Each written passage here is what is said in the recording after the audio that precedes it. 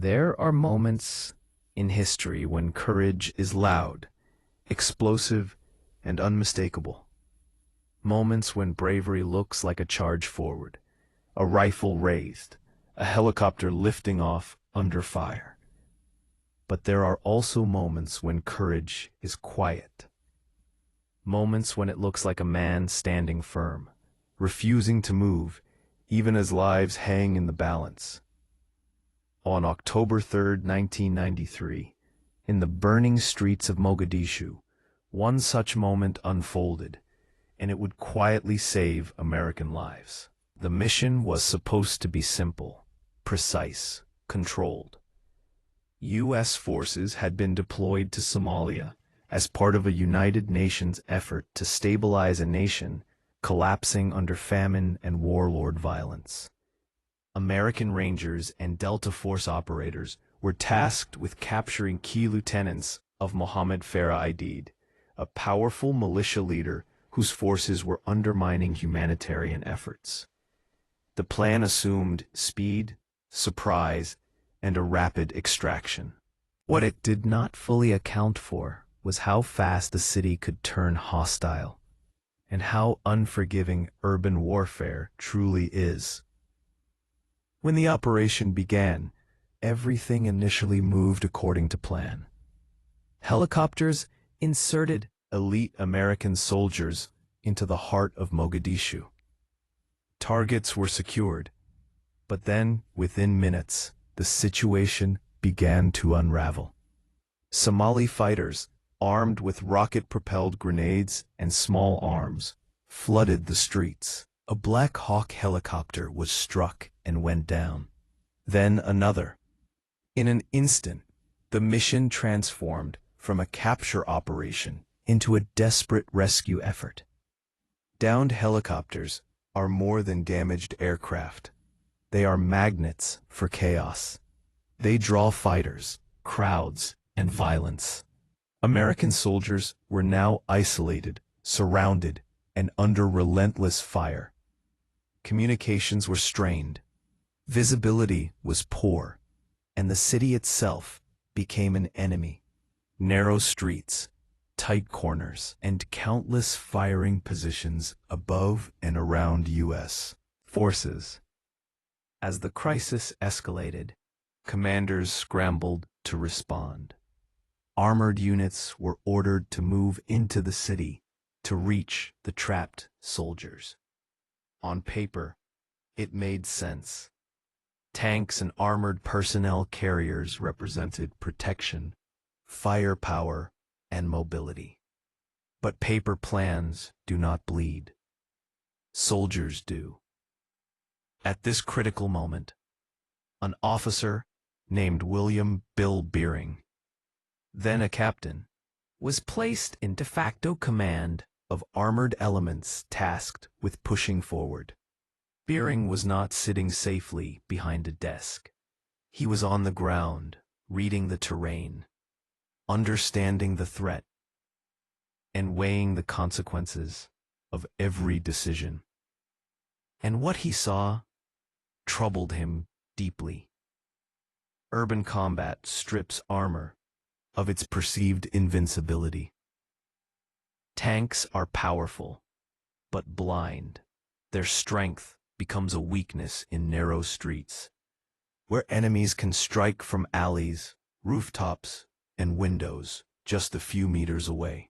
Without infantry walking beside them, protecting their flanks, armored vehicles become vulnerable targets, especially to RPGs, which Somali fighters were using with deadly effectiveness. Beering understood something fundamental about warfare. Speed without coordination is not bravery. It is recklessness. When ordered to advance immediately, he resisted. He argued, firmly, that sending armored vehicles into Mogadishu without proper infantry support would likely create more casualties, not fewer. Tanks alone could not secure intersections. They could not clear buildings. They could not protect themselves from close-range attacks. And worst of all, If they were disabled, they would trap even more American soldiers inside the city. In moments like these, pressure is immense. Every minute felt like an eternity to the Rangers already pinned down. Every delay could be interpreted as hesitation. But leadership is not about reacting to pressure. It is about absorbing it, understanding reality, and acting responsibly despite it. Beering held his ground. His refusal was not an act of defiance against authority. It was an act of loyalty. Loyalty to the soldiers whose lives depended on getting this right. He insisted on coordination. He insisted on proper support, and he insisted that armored forces move only when they could do so with a realistic chance of success. That insistence caused a delay, and that delay would later be recognized as one of the most important moments of the entire battle. During that time, multinational United Nations forces were brought into the plan. Pakistani tanks and Malaysian armored vehicles were integrated into a combined rescue column. What had initially been a fragmented response became a coordinated operation.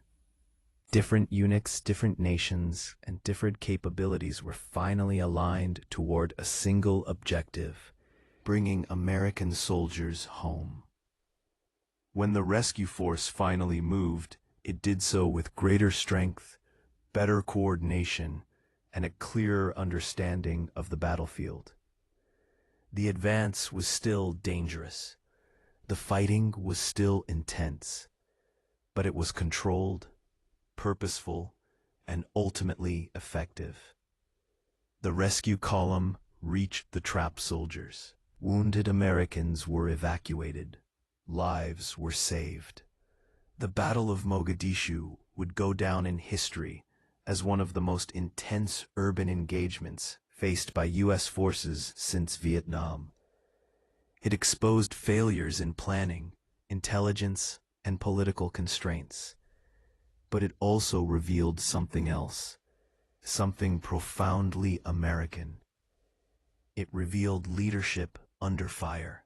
William Bering's decision is often misunderstood by those who only see war through the lens of aggression. But among military professionals, his actions are studied as an example of tactical wisdom. He did not freeze. He did not flee. He assessed reality and acted accordingly. He understood that true courage is not about charging forward blindly, but about making decisions that preserve combat power and human life. American military history is filled with stories of heroism. Men who ran toward danger, pilots who flew through fire, medics who refused to leave the wounded behind. Beering belongs in that tradition, even though his heroism came in the form of restraint rather than motion. In war, not every hero fires a weapon. Some carry responsibility instead. The events of Mogadishu remind us that the strength of the United States military does not rest solely in its technology or firepower. It rests in the judgment of its leaders, the discipline of its soldiers, and the moral weight placed on every decision made in combat. That day, amid smoke, gunfire, and confusion, an American officer chose prudence over pride, coordination over chaos, lives over optics, and because of that choice, soldiers came home. History often celebrates the loudest moments, the explosions, the charges, the victories declared at sunrise. But the quieter moments matter just as much. The moments when someone says, "Not yet." The moments when leadership means slowing down so others may live. That is a story worth remembering, not because it shows weakness, but because it shows strength.